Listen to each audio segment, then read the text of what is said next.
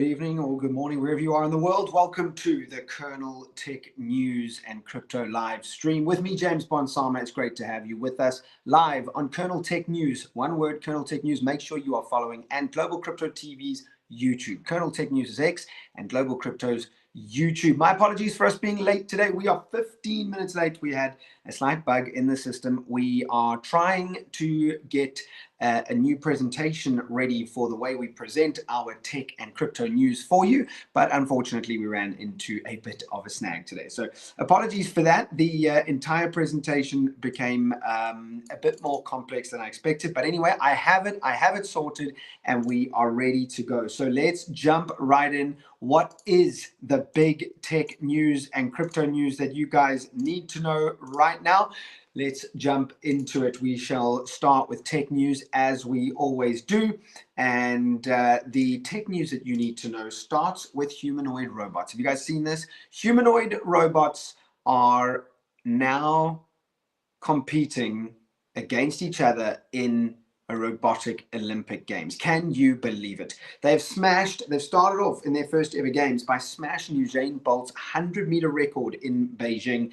Chinese humanoid robots, including Chonggong Ultra, completed the 100-meter sprint in as little as 9.39 seconds at the World Humanoid Robot Games in Beijing this last weekend. Of course, Usain Bolt's record was 9.58 seconds. How about that? Some machines also set new marks in the 400 meters. They often struggled to stop cleanly and crashed into the protective pads. There is a video going around of one of them actually falling back and landing almost on its head and then exploding. So they are saying I saw the meme was the first ever lifetime injury or career-ending injury for a humanoid robot. Now, why does it matter? Because rapid gains in bipedal speed and agility signal that practical humanoid machines for warehouses, elder care, and disaster response could arrive sooner than many have expected. So these games are kind of like a gauge as to how fast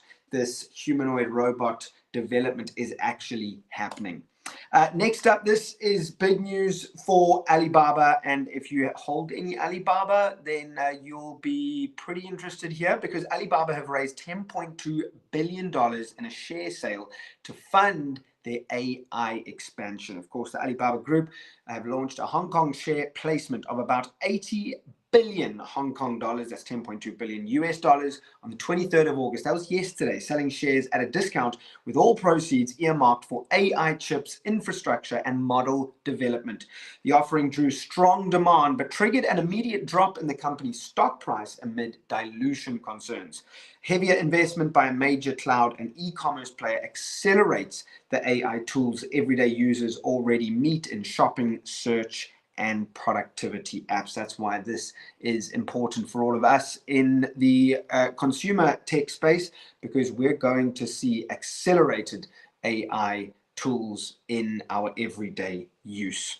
Right, moving on to TikTok. TikTok have settled the US child privacy lawsuit for $400 million. This follows last week's news about Meta doing the same thing.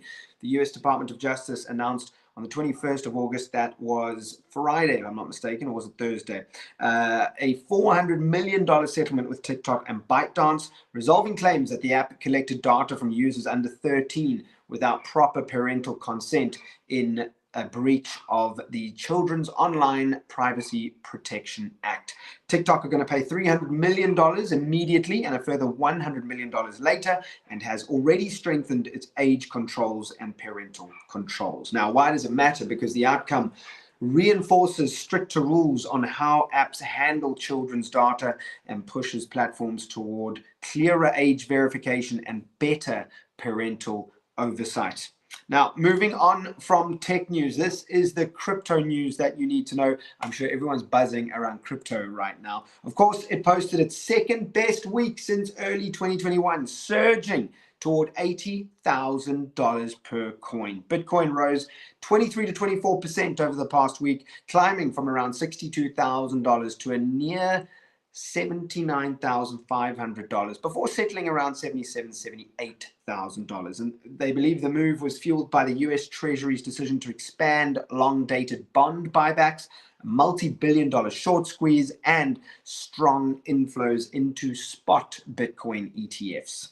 Now, of course, it matters for us because sharp weekly gains like this draw renewed mainstream attention and can shift broader investor confidence in crypto as an asset class that people track or hold. I mean, basically, more price go up equals more mainstream attention. More mainstream attention means more price go up. I mean, everybody's happy. Let's be honest with ourselves. The next crypto story is Standard & Chartered have become the first ever bank to distribute a regulated stablecoin. It's the HK dollar stablecoin. Standard & Chartered, they're the first bank to distribute Anchor Point's HK DApp, one of Hong Kong's 2 regulated Hong Kong dollar-backed stablecoins, to eligible institutional clients and partners. Planned use cases include fund subscriptions, settlements with asset managers, internal group transfers, and cross-border payments, with more commercial applications expected in the coming months. And of course, this matters for us because it advances real-world adoption of regulated stablecoins by a major global bank, which is a step toward faster, cheaper digital payments and settlements in everyday finance. And wrapping up with Tech Check, this is what's going down in Tech Check. The big news of the week is that the iPhone Ultra has been leaked. It is the first look at a book-style foldable. It's expected next month. We're going to see it in person next month, September 2026. With the other iPhone 18 models to be announced. And of course, it is going to be Apple's most expensive phone ever. It's a book style fold with about a 5.5-inch outer and 7.8-inch inner OLED screen, which is about 4.5 mils thin unfolded. So opened up as 4.5 mils thin. This is the leaks that we're getting. This is what people believe it to be looking like at the moment. It does look pretty sexy. That full screen on the outside, and then it opens up to sort of an iPad looking phone on the inside, or an iPad tablet. A20 Pro 2 NM chip. And of course, that's entirely in-house designed by Apple, and 12 gigs of RAM, which is pretty decent.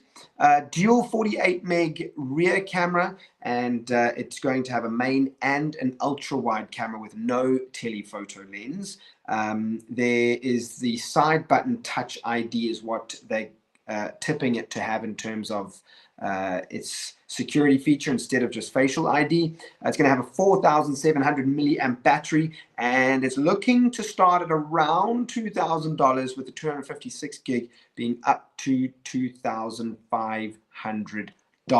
So far, there have been some early reviews coming through from insiders who actually have been given the phone, which is why we have these leaks. Some tech reporters in the States have been given the phone. They weren't allowed to post anything, but they were allowed to describe what they saw and release their reviews. And people are loving the durable hinge and the pocket-friendly size. They're saying it can fit into the pocket quite nicely, but not happy about no telephoto lens, which kind of makes sense as well. So look out for this one coming in September. And then big gaming news. Metal Gear Solid, the Master Collection Volume 2 comes out on Wednesday. Pre-orders open today. It's going to be available on PS5, Xbox Series platforms, the Switch 2 as well, which is good news for Nintendo users, the Switch 1 and PC via Steam. It's going to be $50 for the full collection, with titles also sold separately digitally. Included in that $50 is the Metal Gear Solid 4 Guns of Patriots. That's the first port beyond PS3. Metal Gear Solid Peace Walker and Metal Gear Ghost Babel as well. There's going to be a database, screenplay books, master books, and a great soundtrack as well. Unfortunately, it hasn't been confirmed if it's going to be on Xbox Game Pass or PS Plus, so we will have to wait and see about that. If you want it, you're going to have to pay the $50. And if you want to play the Peace Walker online, you will need PS Plus.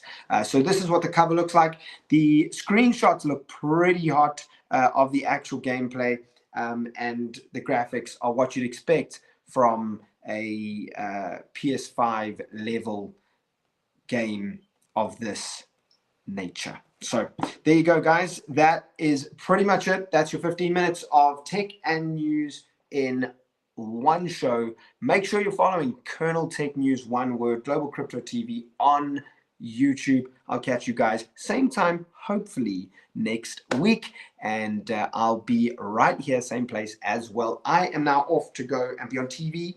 If you have English Premier League Fan Zone, join me then. I'm now on to my next appointment, which is television for Fulham FC. We're going to talk about Fulham versus Chelsea tonight. I'm on Premier League Fan Zone right now. Actually, in the next 10 minutes, I'll probably be on. So join me then. Until next time, guys, you have yourselves an epic Monday.